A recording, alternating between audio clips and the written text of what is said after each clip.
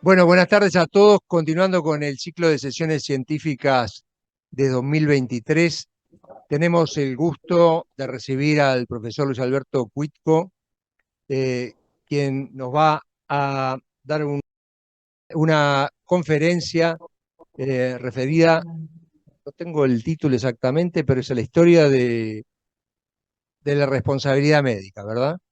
El académico Guido Berro va a ser el que presente su currículum. Muchas gracias. Buenas tardes para todos. La verdad que no traje esa hoja de currículum vitae porque es un gran amigo y lo voy a presentar como amigo. Luis Alberto Cuico, hace 40 años que lo conozco. Es un profesor de medicina legal de la UBA, distinguido colega internacional. A nivel de la Argentina actualmente es el principal médico legista. Sigue un poco la tradición de aquel famoso maestro Nerio Rojas y de Bonet.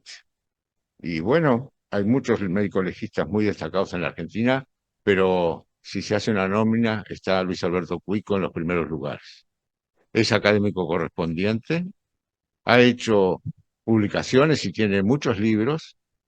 Recuerdo eh, libros de consentimiento, libros de valoración del daño corporal, libro del lugar del hecho, libro de Limen, en el tema de los atentados sexuales.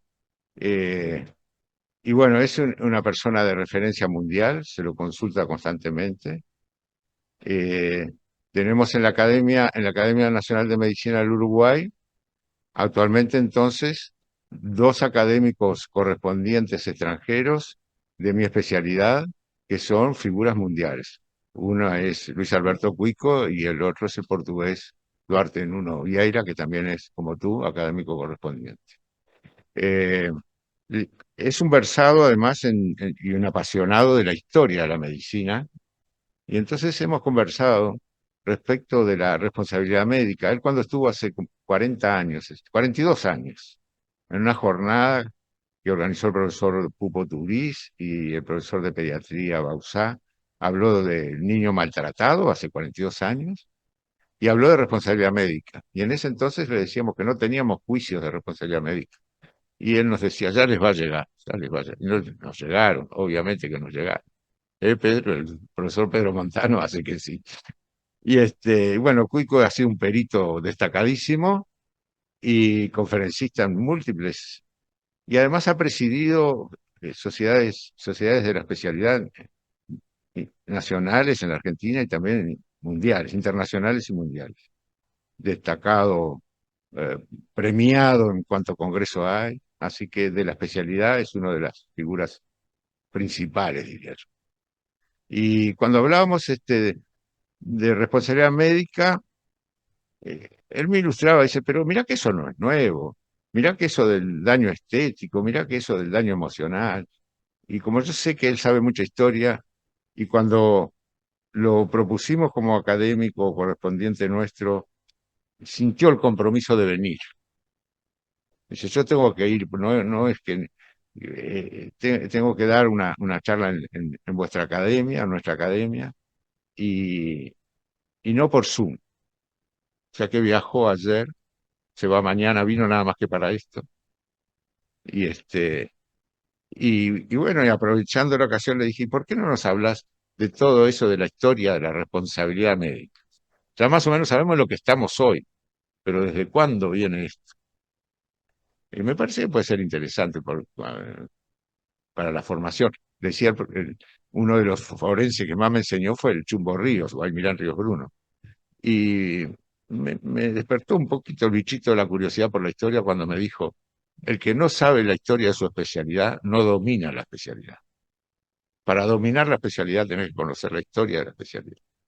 Y bueno, Luis Alberto, para mí es un gran honor, un gran placer tenerte acá y que nos des esta conferencia.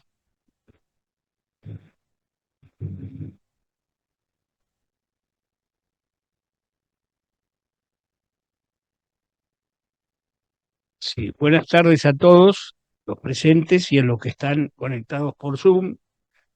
Primero quiero agradecer profundamente al presidente de la Academia haber aceptado la propuesta que le hice al académico Berro, porque normalmente se cree que los franceses inventaron el daño estético, que el daño psicológico lo inventaron los alemanes o los yanquis, que cosas que no son así, cosas que no son así, cosas que si uno estudia, lee, recopila material, se va enterando y sorprendiendo de que hace 3.000 años ya se hablaban de cosas que parecen, en los libros que uno compra hoy, lee hoy, inclusive de la especialidad únicamente, parecieran cosas que tienen 100 años, 50 años, y no, y tienen 3.000 años, 4.000 años. Yo, para que no se asusten, como bien dijo el señor presidente de la Academia, va a quedar esto en la Academia, lo podrán consultar de la manera que ustedes digan, porque si no yo podría hablar 1 hora y media o 2 horas, y ustedes me echan. Y me dieron media hora. Y espero cumplir, y de cada caso que toque, cada civilización, cada cultura, ¿sí? Voy a destacar el nombre de la ley o de bueno, sí, leyes o códigos, las cuestiones específicamente de sumo interés.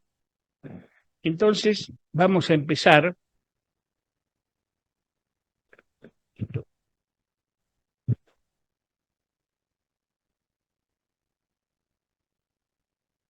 Hay un boicot. Muy bien. Responsabilidad médica, sí, antecedentes históricos.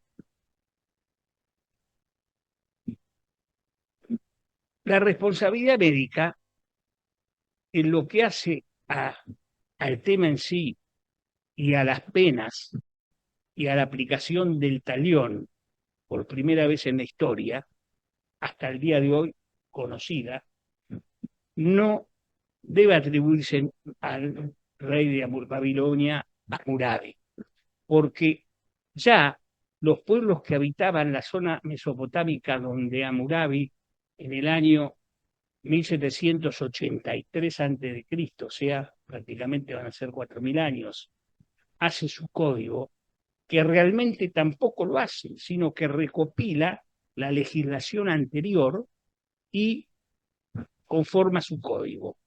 Y la más antigua que nos llega es la ley de Ur-Nammu o las tablas de Nippur, que es la más antigua del mundo. Y es un código que está escrito en idioma sumerio y se basa en la negociación económica, ¿sí? Al contrario de la ley del Tanío. Es aquí lo que pagaba el autor del hecho, lo que estaba obligado a hacer el médico era compensar económicamente al enfermo o a sus deudos.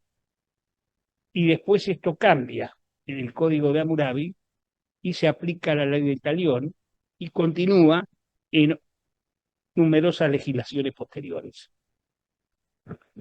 Estas leyes fueron hechas 200 años antes, por ejemplo, las leyes de Suna, y no se sabe a quién atribuirlas, pero sí hay tablillas encontradas que hablan de estas leyes. Y este también, 2 siglos después del código de Ur-Nammu, aparece el código del Star, ¿sí? En el año 1868, 1857, antes de Cristo. Entonces, habla también de la legislación que se aplicaba en idioma acádico, en idioma sirio, en idioma hitita. Los hititas vivían en la actual Turquía y eran los que estaban en guerra con Ramsés, con los egipcios siempre, y lo más importante es que es el tratado que celebra Egipto con los hititas, es el primer tratado de paz que nos llega al presidente. Y también tenían sus normas de relación. ¿Qué creo? Eso. ¿Mm? Eso. ¿Qué crees? Y aquí estamos con el Código de Hammurabi. El Código de Hammurabi Yo quería. habla. Después te contar eso, ¿querés? Después te cuento, ¿querés? Por favor de apagar los micrófonos.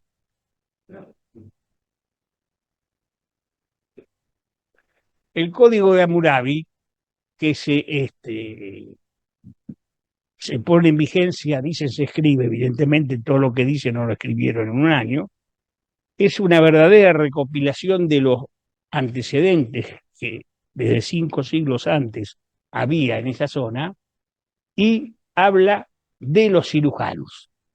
No habla de los médicos, habla la palabra cirujanos y aplica la ley del talión.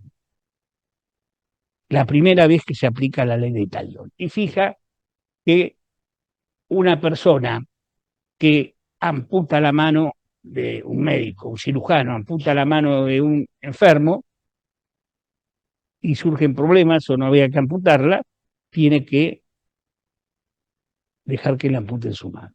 Y esa es la ley del talión. Las conclusiones, muy bien, son que sucede los anteriores códigos, los reúne, los pule y hace lo que cuando yo estudié Derecho me decían se llama un digesto. Usa únicamente, ¿sí?, las leyes, ¿sí?, en vigencia y desecha las que rigen hasta ese momento y no son usadas. Y el concepto de talión lo introduce Hammurabi. Es decir, la palabra no se conocía antes. Se conoce a partir del mismo Hammurabi. Y los hititas, que recién mencionaba, también tenían sus tablillas cuneiformes y ese antiguo código también consideraba la ley respecto de la responsabilidad médica o de la mala praxis. Dice, por ejemplo, si alguno deja ciego, uy,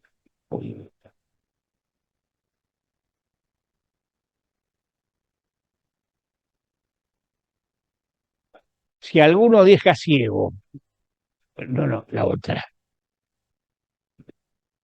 a una persona libre, o rompe sus dientes, antaño pagaba una mina. Es decir, acá se habla de que antes, como vimos, el resarcimiento era económico, pero ahora pagará más.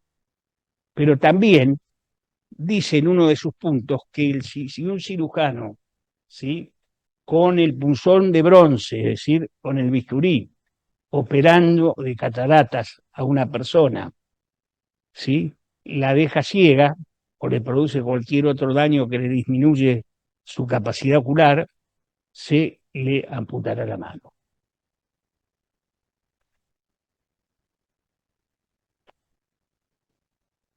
En Grecia, en Grecia es importante el juramento hipocrático, pero el juramento hipocrático expresamente nada dice de la responsabilidad médica.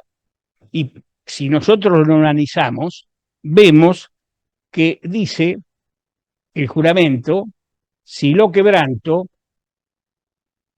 perdón porque esto no lo toca, si lo quebranto y soy perjuro, caiga sobre mí la suerte contraria, es decir, que tenga mala suerte. Que el médico, en su quehacer, si comete algún error, esta es la interpretación de lo que quiere decir esta parte del juramento hipocrático, porque textualmente no dice nada. Y había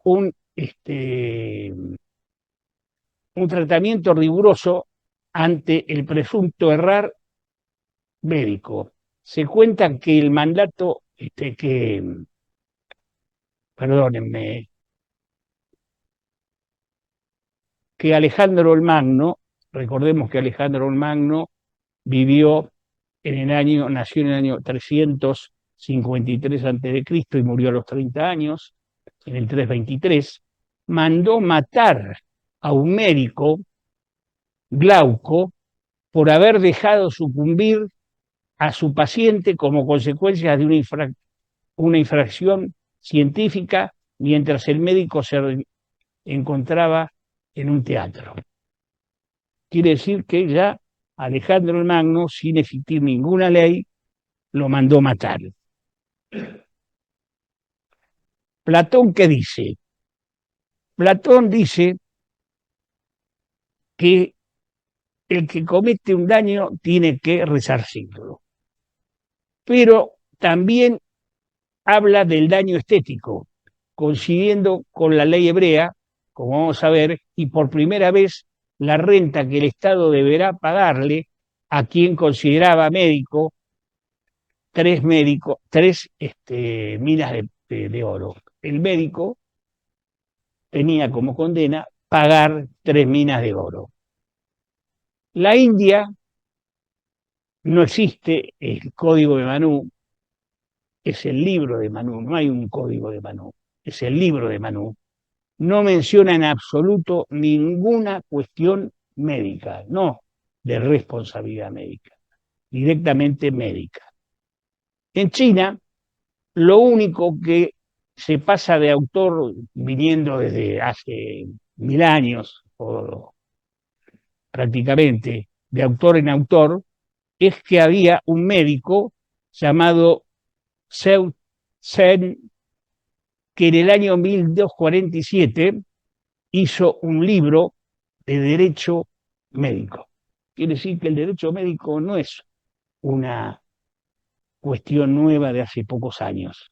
El derecho médico ya se estudiaba en China a partir del libro que escribió este médico. La Biblia. Es decir, esto no está por orden cronológico estricto, sino por en algunas partes por según país, ¿no es cierto? La Biblia en el Antiguo Testamento, en el Éxodo, habla sobre las leyes y actos que regulan los actos de violencia. Y habla el que hiriere a otro, el que le provoca algún problema, ¿sí? Y aplica la ley del talión. Aplica la ley del talión. Ustedes están viendo que en la parte de la Biblia, que es el Éxodo, se establece qué es lo que hay que hacer con el médico que comete algún error o la muerte de su enfermo. Es decir, pagar, el castigo era pecuniario. Entonces pagarás, ¿no es cierto? Y también se toma cuestiones de la ley del talión. Cuando en el siglo VII a.C. se destruye el primer templo de Babilonia y son llevados esclavos los judíos a Babilonia, por supuesto, aunque fueron tratados como cualquier ciudadano de Babilonia, tenían sus propios juzgados, sus propias leyes, sus propios tribunales, así lo permitían los reyes, y en este tratado, que ustedes ven el nombre, Maselket Mesikim, considera el daño propiamente dicho, el dolor, el pretium dolores de los abogados de hoy en día, la curación, la determinación de reparar los daños producidos por el responsable, así como también sus consecuencias laborales. Quiere decir que todavía no había industria del juicio, pero los daños laborales producidos por el accionar médico generaban la obligación de resarcirlos. Y el desempleo, quiere decir habla de la discapacidad, porque si una persona no puede trabajar, es declarada incapaz hoy en día, bueno, eso también estaba tratado, y de la humillación o daño afectivo, el llamado daño psicológico hoy en día. Quiere decir que existe ya hace exactamente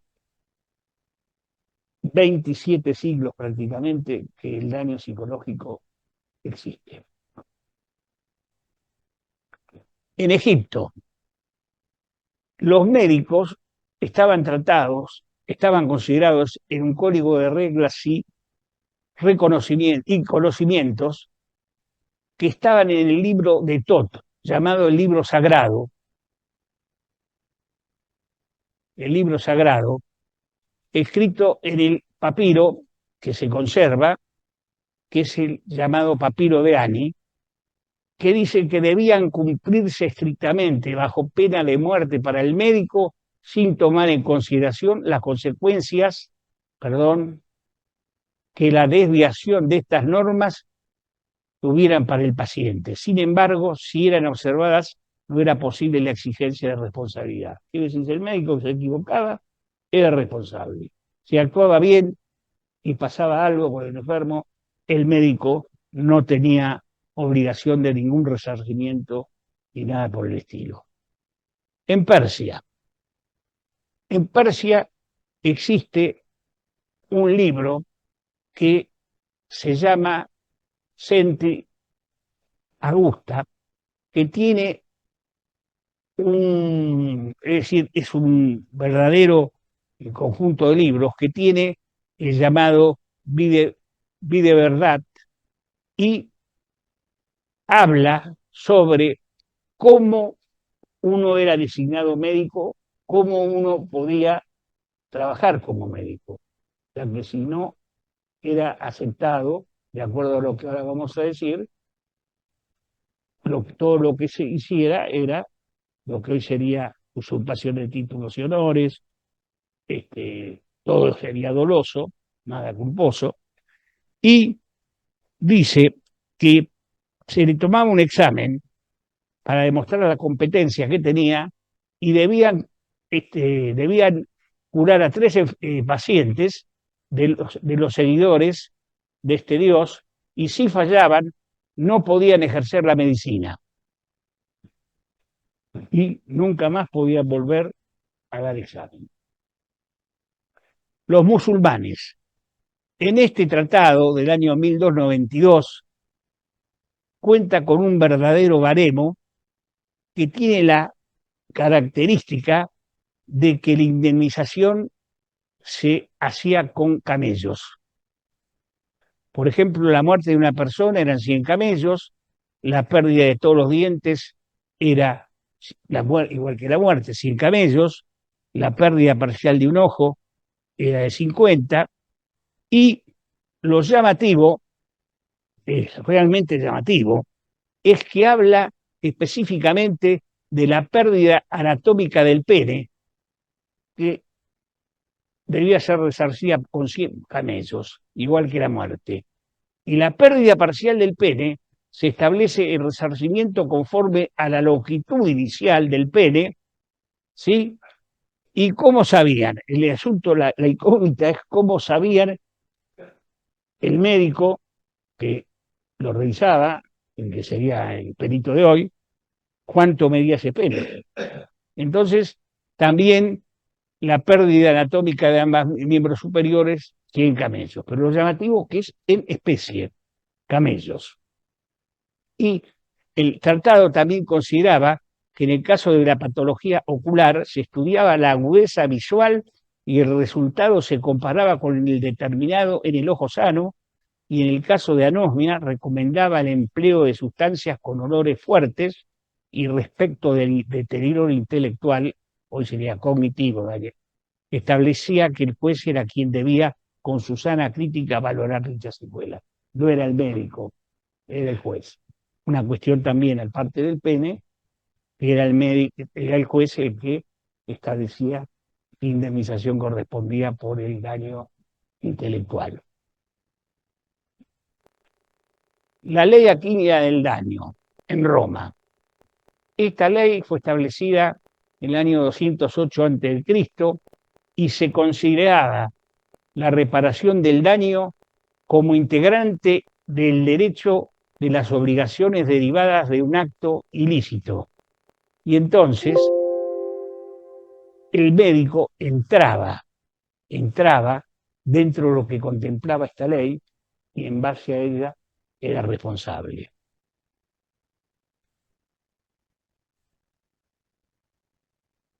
Habla en Roma, habla de impericia. Es la primera norma jurídica en la historia que se habla de impericia. Y es la palabra exacta de lo que dice en latín la ley, impericia. Entonces, por eso tiene importancia. Y también condenaba al médico por la administración inoportuna de algún medicamento. ¿Sí? Y también al médico que abandonaba al enfermo, lo dejaba sin cuidado después de una operación. Es decir, se aplicaba a los cirujanos. Y aparece Justiniano en el año 523, el digesto, consta de varios libros, uno de ellos Las Pandectas, otra que se termina y se completar durante 6 años, y en el año 529 considera la manera de reparar el perjuicio patrimonial, así como el patrimonial como extrapatrimonial producido. Trata sobre el estado anterior que poseía, conocimiento de todos los antecedentes, que se valora el daño anterior.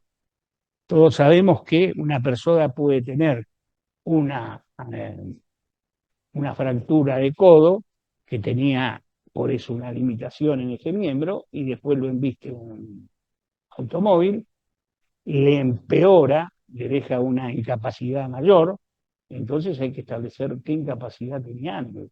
O sea, la preexistencia, lo que hoy llamamos preexistencia, si había o no preexistencia. Y toma en cuenta su calificación profesional y por primera vez contempla la cuestión de la incapacidad temporal. ¿Sí? No hay antecedentes. El fuero juzgo o foro jurídico era el que en el siglo X hicieron los visigodos. Los visigodos que también consideraron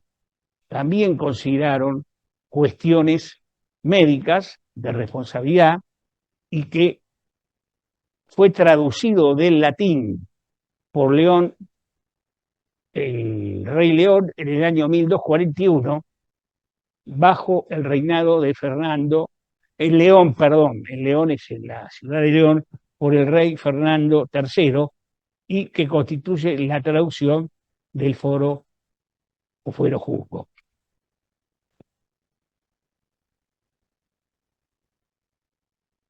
Ya específicamente habla con más detalle, con más precisión, de qué condena, qué había que hacer con los médicos que provocan daño en sus pacientes. Y tiene un título especial de los que dejan tuerto a las mujeres o llagas en los hombres. Y habla que si deja una lesión, una secuela que dura un día o 2 días, no es castigado. En Francia, este es un caso histórico muy interesante porque serviría para que habláramos de curanderismo. Había de todo el mundo, hasta el propio tribunal que la juzgó, la llamaba la doctora Jacoba Felicia, que en el año 1322 ejercía como comadrona era muy respetada, tenía resultados óptimos, no se le morían a los pacientes, pero no era médica. Y pese a que todos los testigos fueron a declarar a favor de la doctora Felicier fue juzgada, condenada, y se dispuso que nunca jamás debía dedicarse a nada que fuera médico porque no era médica. ¿Sí? En Francia hay otros casos que vamos a ver, que conocemos de qué se trataba, pero hay fallos que están citados por Brouardel y por Pedro Mata. Brouardel en su libro es en francés, un maestro de la medicina, y Pedro Mata, el padre de la medicina española, medicina legal, me refiero. Así tenemos juicios en el año 1427, en el año 1596, 1602, 1696, 1710, 1760. Y cuando aparece el Código Napoleónico, expresamente dice, sin ninguna interpretación en contrario, que todo hombre que cause daño a otro tiene el deber de reparar. Ya no habla como Platón de la culpa, que la podía tener un médico o cualquier otra persona. Habla de que le causa un daño, tiene el deber de reparar. Y los casos célebres, todos los libros de medicina legal, cuando hablan de responsabilidad médica, hablan de estos casos. El doctor Elí, que en el año 1825 fue llamado a atender un parto distóxico, bueno, la cuestión, terminó la tarea la comadrona, el médico encontró la procedencia del brazo derecho fuera de la burba y sin intentar hacer una versión lo amputó. El otro brazo se presentó casi enseguida y también lo amputó. Y cuando termina su perfecto trabajo, se da cuenta que el feto ya había nacido, había sido expulsado, estaba viva. Entonces fue juzgado y fue declarado que había cometido una falta contraria a las reglas del arte y la sentencia determinó que había obrado imprudentemente y con una precipitación increíble, incurriendo en falta grave, siendo responsable del daño resultante, condenándolo a pagar una renta de por vida. Y el otro es el caso del doctor Tourette, que en el año 1832, atendió a un señor, le practicó una sangría, días después apareció un tumor doloroso, del tamaño de un huevo de gallina, en el pliegue del codo. El médico fue llamado, indicó pomadas para la reabsorción del tumor, el cuadro se fue agravando y el médico se negó a ver al enfermo cuando lo llamó. Después de haberlo visto, de haberlo revisado, de haberle prescrito la pomada, dijo, acá no vengo más. Pasaron 18 días, otro enfermo asiste al médico, otro médico asiste al enfermo, perdón, y diagnosticó que tenía un aneurisma arteriovenoso por la lesión de la arteria a raíz de la punción en el caso de la sangría, y el tribunal falló en diciembre del año 1833, descartó con impericia, olvido de las reglas elementales, negligencia grave, falta grosera en la sangría y en el tratamiento anterior. Y lo condenó al médico a pagar una renta de por vida al paciente. Quiere decir que si uno va a estudiar responsabilidad médica, los únicos dos casos que pareciera que fueron los primeros del mundo son estos dos. Todo lo demás no existe. Y algunos mencionan ya en los últimos años a Hammurabi, pero después nada más. Muy bien. Este juicio duró varios años. Fue a la Academia Nacional de Medicina de Francia, que dijo que no podía ser que el médico fuera responsable, que tuviera que indemnizar a nadie por su trabajo, aunque se equivocara, aunque el enfermo muriera. Y en este caso también un grande de la medicina legal, José Buenaventura Orfila, intervino en la segunda junta médica, porque se hicieron 2 juntas médicas, y la segunda lo consideró falta lo que había hecho el médico.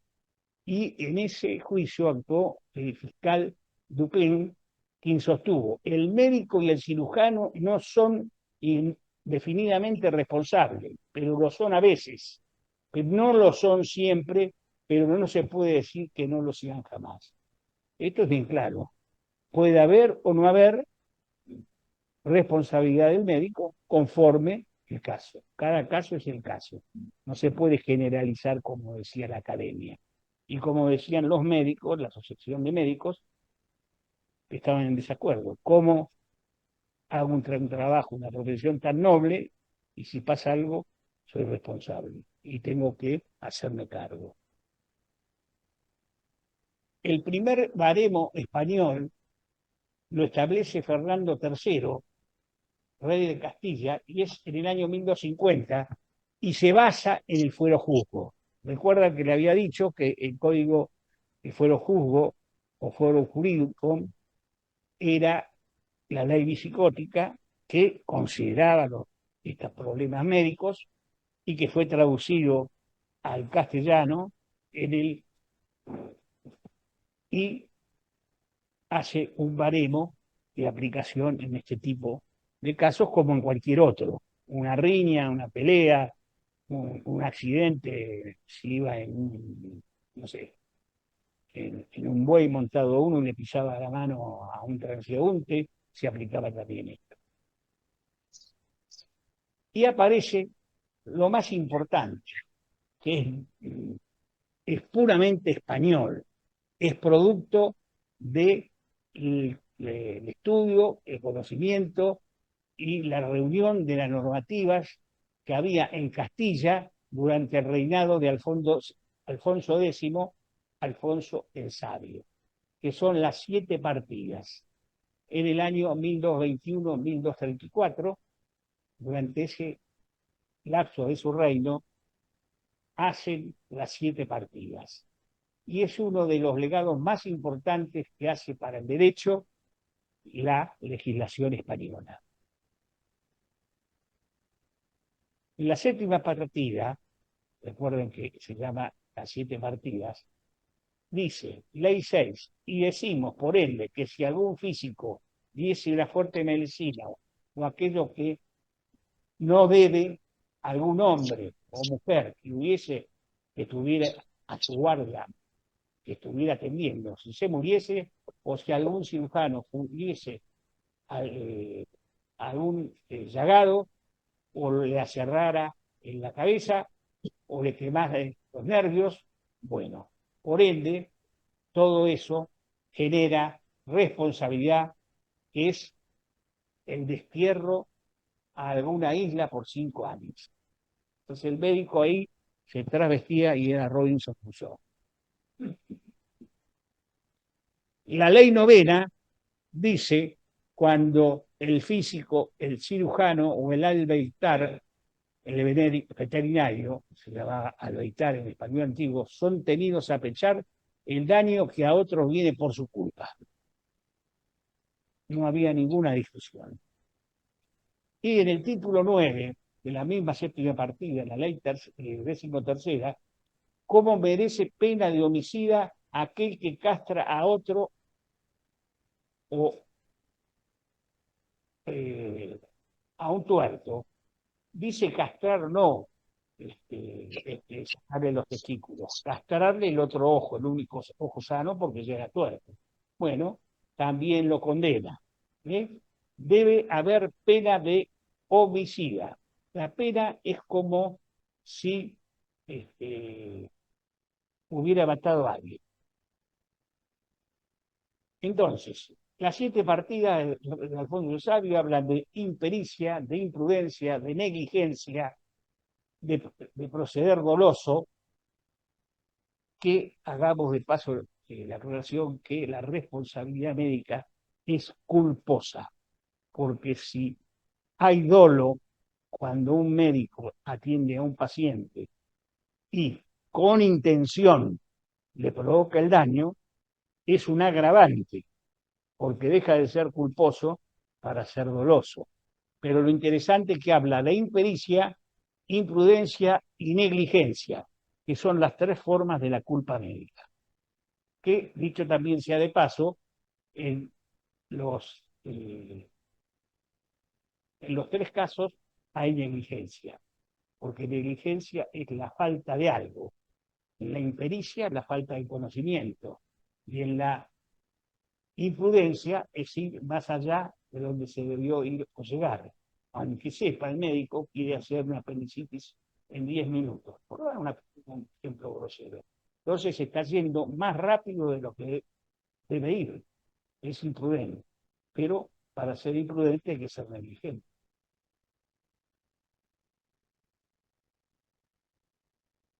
Las penas. Destierro. Hicimos el destierro, 5 años en una isla, en caso de muerte. Si fuera esclavo el enfermo, siendo la indemnización fijada según el albedrío de los derechos humanos. Buenos, es decir, un malo lo podía ser llamado a fijar pena, la pena de muerte sin medio proceder doloso. Bueno, está todo. La negligencia, todo está detallado. Las 7 partidas es completísimo. Yo trabajando, porque tengo que ser honesto, yo investigo mucho en Internet, consultando material que viene de fuentes científicas reconocidas, revistas de países internacionales, reconocidas, de países del primer mundo, y otros que no son del primer mundo, pero tienen una medicina de excelencia. Y descubrí el primer juicio de responsabilidad médica en América. Y está el caso. No es como esas citas de Boardel, ¿sí? Y Mata. Y dice que el 27 de julio de 1598, Sánchez de Valenzuela, un tipo que tenía esclavos, demandó al médico se le decía licenciado o físico, y así estaba en la ley y en los documentos. Pérez de Rojo, sosteniendo que le visitó unos negros, perdón,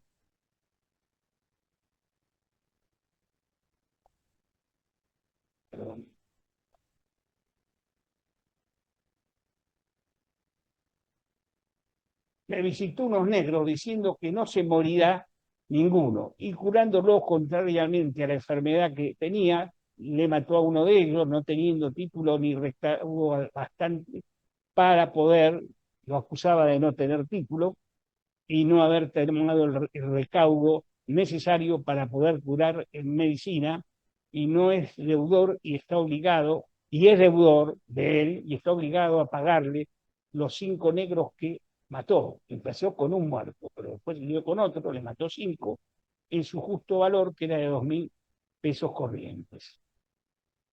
El médico dijo que trató todo bien, que el que no cumplió con lo que él había prescrito era el dueño, Valenzuela, y que él no tenía ninguna responsabilidad. Y la demanda dice lo que le había comentado recién, y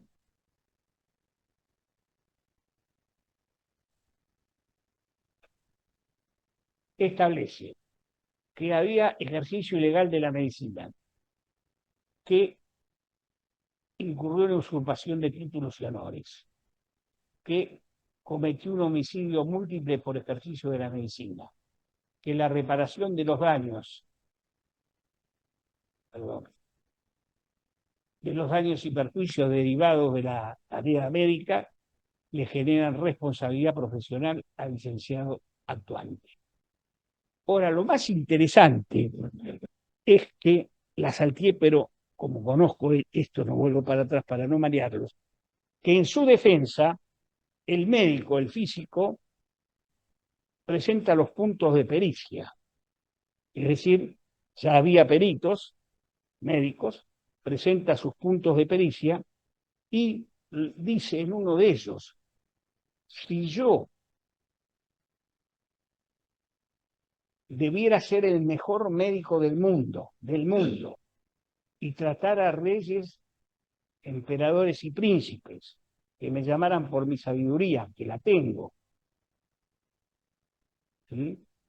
Y matar a alguien no me harían nada por mi condición y mi nivel. Y eso, lo bueno es que ya hay puntos de pericia, ¿sí? ¿Cuánto hace? Prácticamente 430 años. Y este es el primer juicio de responsabilidad médica en América.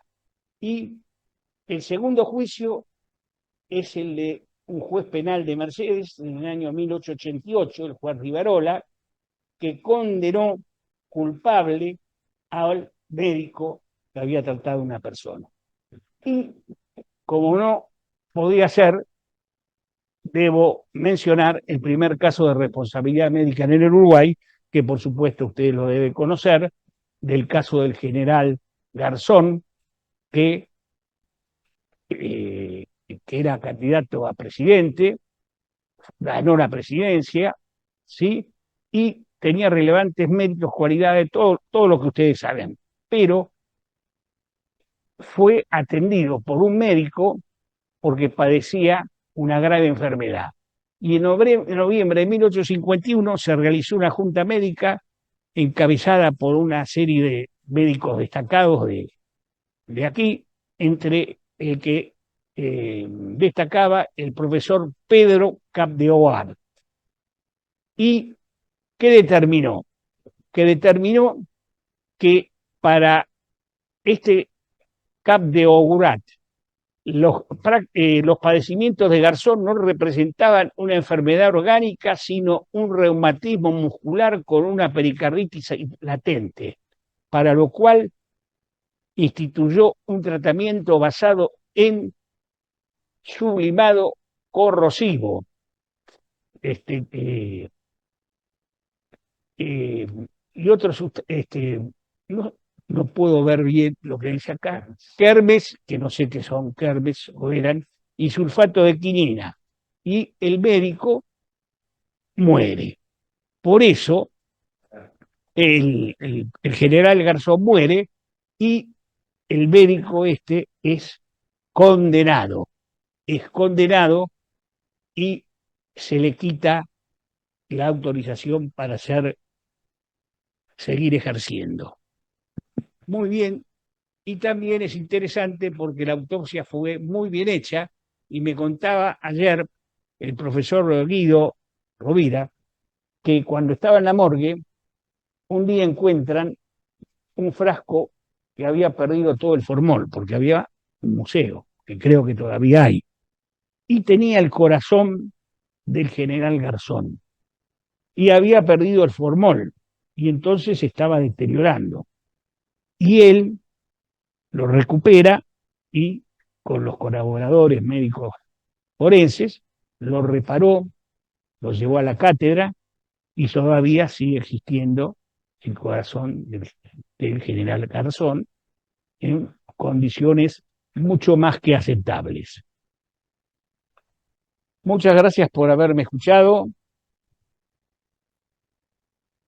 Muchas gracias, profesor Cuitco, por tan excelente conferencia. Académico Berro, si quiere hacer comentarios. No, yo creo que todos tenemos el placer de haber escuchado una conferencia que nos retrotrae a este tema de la responsabilidad médica, que algunos piensan que es muy moderno, que por cierto en Uruguay, una vez que se abre, después del proceso de dictadura cívico-militar, empiezan a aparecer muchos juicios por el ejercicio de los derechos de los pacientes.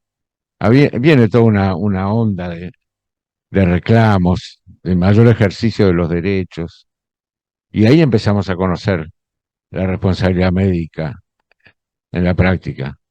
Pero como vos decís, lleva más de 4.000 años, con cosas curiosísimas, como daño estético, como daño emocional, como daño psicológico, no son cosas nuevas entonces. Da para pensar mucho, y cuántas veces hemos puesto algunos conceptos que son muy antiguos, pero son vigentes, como lo del fiscal Dupin, eso sigue totalmente vigente. Aquella otra máxima que no la citaste, pero debe andar por ahí, que creo que fue de Thien Rallier, que mientras la discusión científica esté presente, no hay responsabilidad. La responsabilidad comienza una vez que no hay duda que ha habido un acto, sí, una vez que se termina la discusión, comienza la responsabilidad. Bueno, esa es una máxima que todavía usamos, pero es también muy antigua. Así que bueno, fue muy ilustrativo.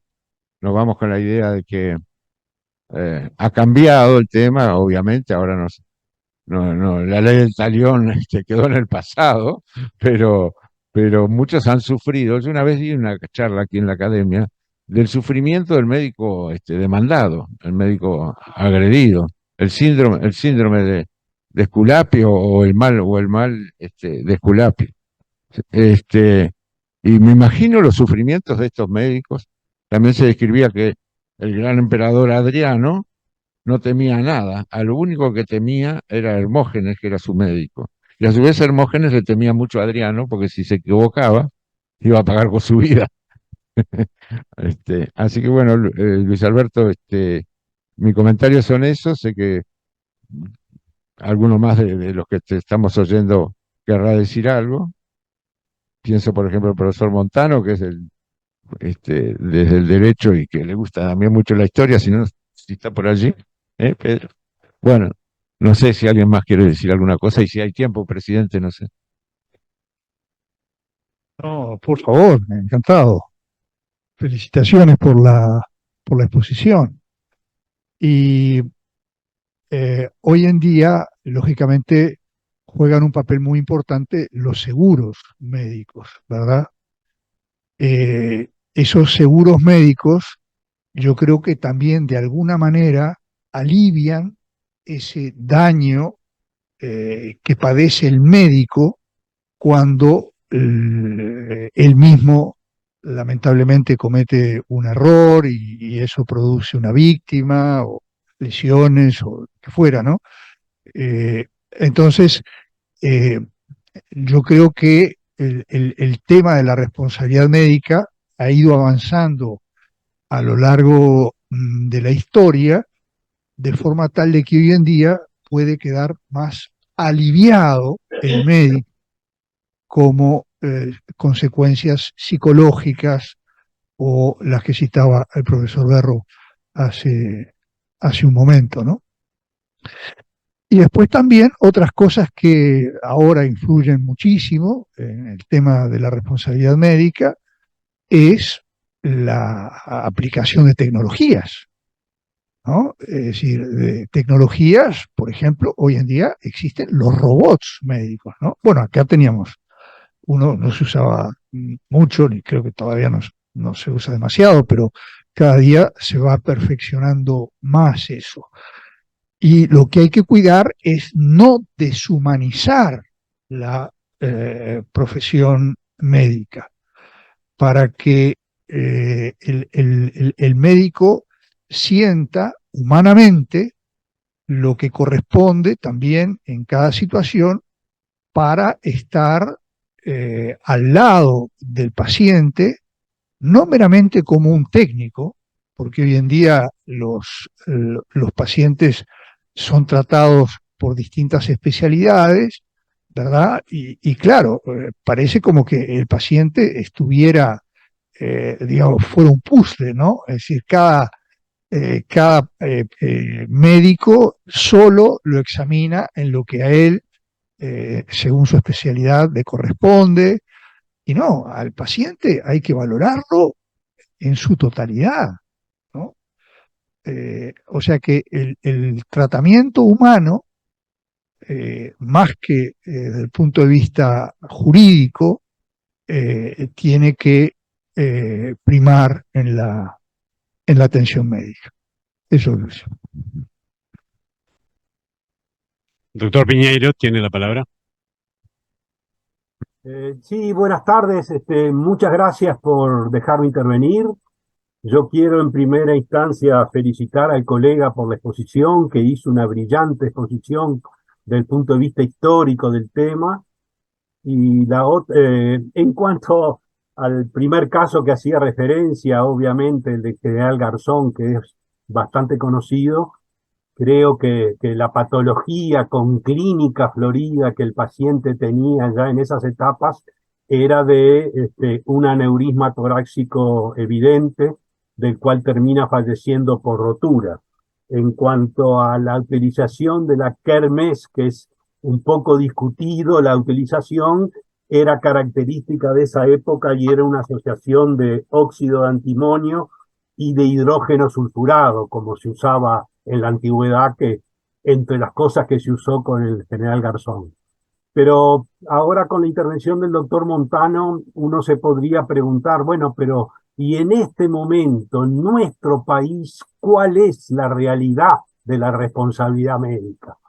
Entonces yo quería simplemente aportar 4 o 5 datos que están en nuestra experiencia en el servicio de asistencia integral profesional, SAID Cooperativa, que ya lleva cerca de 18 años funcionando, y yo les diría que en el momento actual recibimos por año para nuestros 8.500 afiliados 55 casos de médicos demandados por año. Hasta ahora eso se venía manejando con un criterio a nivel judicial que nosotros llamábamos como razonable, pero realmente en el último año estamos realmente preocupados y los hemos hecho saber a la mayoría de las asociaciones médicas, sociedades científicas, ya que hemos tenido algunas condenas preocupantes en el ámbito sobre todo de la ginecobstetricia y fundamentalmente en los montos de condenas a los médicos y a las instituciones, ya que si dejamos de lado las imputaciones penales, el gran campo que manejamos nosotros son los reclamos en vía civil, y ahí la parte actora, en primer término, casi siempre demanda a la institución y al médico. Entonces, hemos tenido algunas condenas solidarias en el último año realmente preocupantes por el monto de las condenas. Tanto es así que si nos referimos exclusivamente de la condena solidaria a la condena del médico, ha superado en algunas ocasiones el monto que nosotros diríamos aseguramos al médico. Y eso es un tema que nos preocupa mucho porque ahí el médico queda expuesto con su capital a la condena pertinente. Era simplemente algún aporte y vuelvo a felicitar al expositor.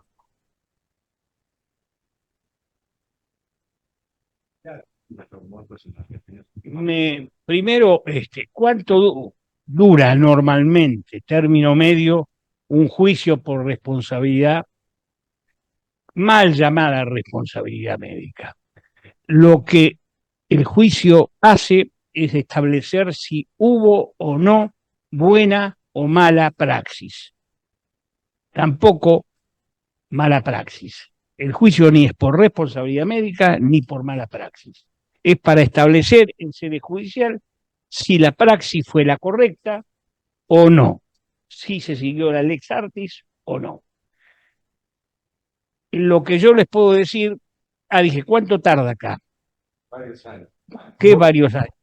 Bueno, si me permiten, vuelvo a tratar de contestar la pregunta, un poco basado, por supuesto, en nuestra experiencia. Generalmente en nuestro medio son sentencias de tribunal de apelaciones. Muy pocas llegan en casación a la Suprema Corte de Justicia. Pero entre primera instancia y tribunal de apelaciones estamos hablando habitualmente de un promedio de 5 años, cosa que nos repercute profundamente cuando existe una condena de primera instancia que es ratificada a los 5 años por el Tribunal de Apelaciones con intereses y demás con respecto a la condena de primera instancia. Pero Claro. específicamente la pregunta, primera instancia y Tribunal de Apelaciones, 5 años. En la Argentina, 8, 10, 12 años, 14 años. Me llamó la atención que, es decir, los montos también, hay montos que escapan al seguro que tiene el médico. Las asociaciones médicas aseguran al médico como si fuera una casa. La casa puede ser asegurada, un coche puede ser asegurado contra todo riesgo, puede ser asegurado nada más contra terceros, puede ser asegurado por robo o por todo. Y lo importante es que el médico a veces no es el único demandado, nunca el médico es el único demandado. Y aparte del síndrome del médico demandado que decía el profesor Guido Rovira, tenemos nosotros el problema de que al médico se lo usa como prueba, porque si no se prueba que el médico incurrió en mala praxis, pierde el juicio el actor. Nadie paga un centavo, ¿sí? Pero es demandado el médico, es demandado en el caso de los trabajadores, la obra social donde ellos aportan para tener la cobertura médica, es demandado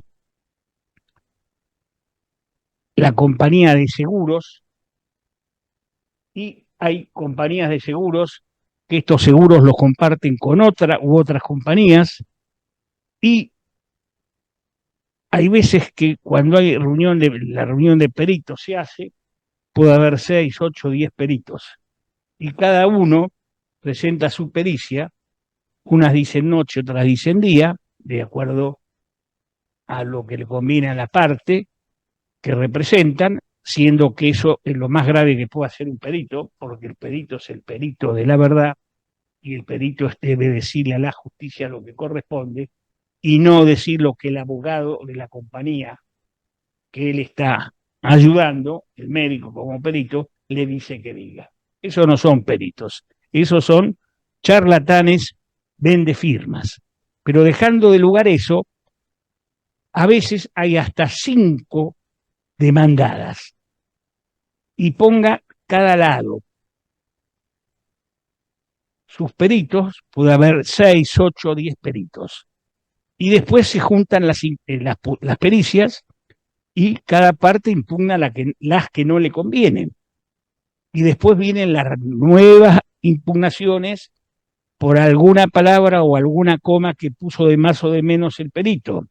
Entonces, eso es lo que tarda en la Argentina. Hay una tesis doctoral que estudió cuál es el término, la media de duración de los juicios en llegar al cuerpo médico forense, cuando en sede civil primero se hace en los tribunales con peritos designados de oficio, y si hay tantos problemas van al cuerpo médico, tardan entre 8 y 12 años. Entonces, fíjense ustedes qué grave problema. Y lo último, para no cansarlos, me llamó la atención que dijera que tienen 7.800 afiliados y el año pasado tuvieron 55 juicios. Quiere decir que ni siquiera es el 1%, es decir, es el 7,5%, el 0,75%, ni siquiera el 1%. Y en la Argentina las estadísticas demuestran que el 20% de los médicos alguna vez en su vida recibió o recibe una demanda. Hay que tener en cuenta que esto es estadístico, porque hay médicos que tuvieron 2, 3, 5 demandas y siguen después, no son inhabilitados o cumplen la inhabilitación y después vuelven a trabajar, pero el 20%. Así que, como yo dije esa vez, ya les va a llegar, recen para que no les llegue lo que pasa en la Argentina. Guido, no sé si puedo, si no es un abuso, volver a participar. No, le quería al expositor, no somos 7.900, dije 8.500, pero igual, los números son más o menos parecidos. Pero otro tema que planteó el expositor ahora en esta participación, y yo quiero afirmarlo, es el tema institucional importante que está metido en este tema. La asistencia médica nuestra está en un 98% institucionalizada, a nivel público y privado. Y acá las instituciones son habitualmente codemandadas junto con los médicos.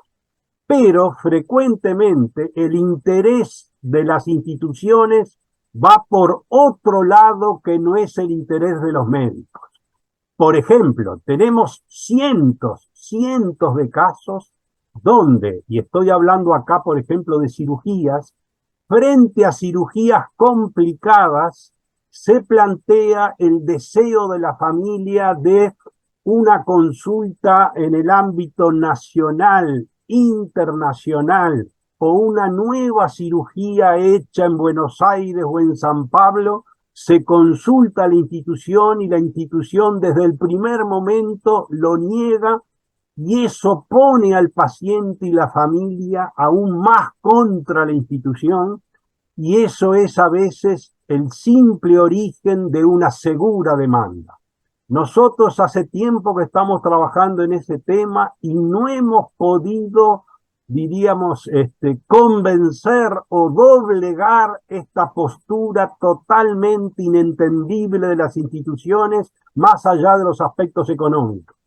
Y es un tema que repercute notoriamente. Y en cuanto al porcentaje y que es poco, yo le digo al expositor, sí, es poco en este medio, pero nosotros hemos comprobado que el médico que tiene una demanda de este tipo llega con un problema personal, familiar y laboral de tremenda importancia que nos ha hecho ya de hace muchos años trabajar con un tipo de psicólogos y psiquiatras que tienen mucha experiencia en el tema.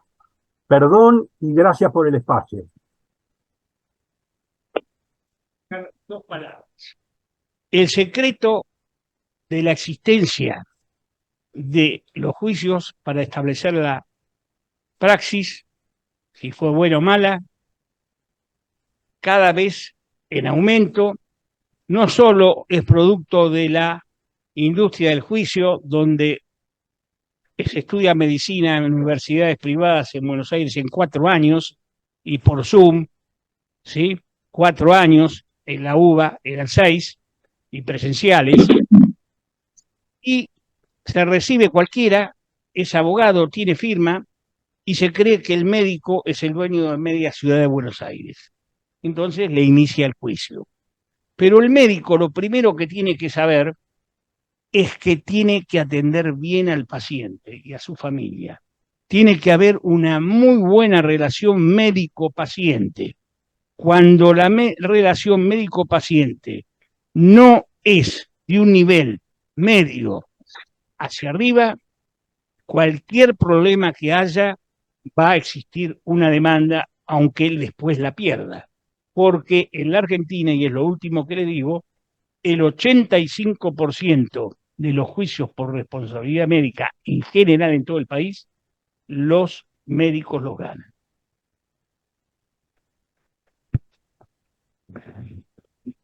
Muchas gracias, profesor Cuitco, muchas gracias al comentador académico Berro y a todos. Nos vemos en la próxima sesión.